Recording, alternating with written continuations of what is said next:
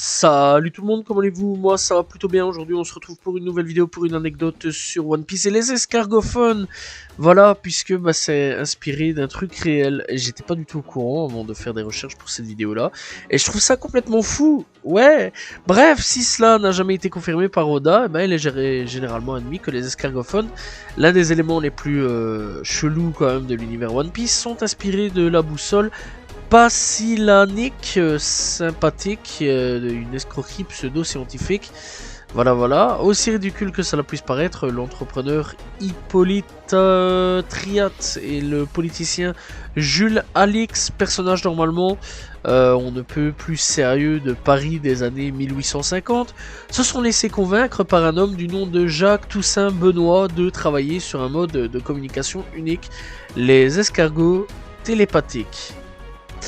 Voilà. C'est un peu chelou, mais c'est réel. Bref, donc Benoît prétendait en effet qu'après l'acte S, les petits mollusques conservaient un lien magnétique avec leurs partenaires et qu'il devait donc être possible de les utiliser pour communiquer. Bref, on rappelle quand même que à cette époque-là, les téléphones n'existent pas.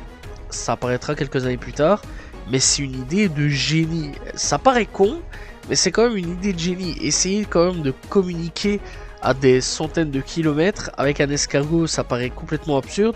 Mais l'idée du téléphone était déjà là. Voilà, c'était déjà présent. Mais bon, c'est un truc de fou. Bon, après, essayer de communiquer avec un escargot, pas un téléphone, avec un escargot, c'était débile. Voilà. Il faudra quelques années pour les téléphones, mais l'idée était géniale, mais débile en même temps.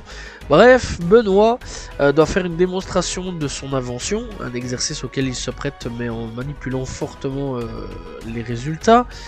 Quand Triad demande de recommencer l'expérience dans un cadre plus rigoureux, l'arnaqueur a pas recommencé et il a préféré disparaître sans laisser de traces.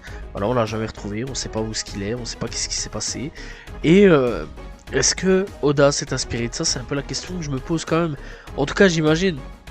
C'est un truc de fou. Vous imaginez quand même à quel point ça a été la risée quand même pour Paris à ce moment-là, pour les gens de Paris.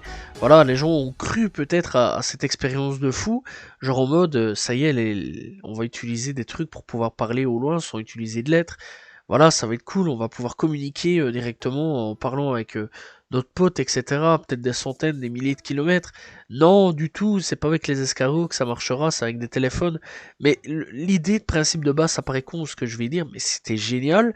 Mais l'idée en elle-même, c'est complètement ridicule. Des escargots, c'est voilà, c'est quand même quelque chose d'assez débile, mais c'est marrant quand même. Voilà.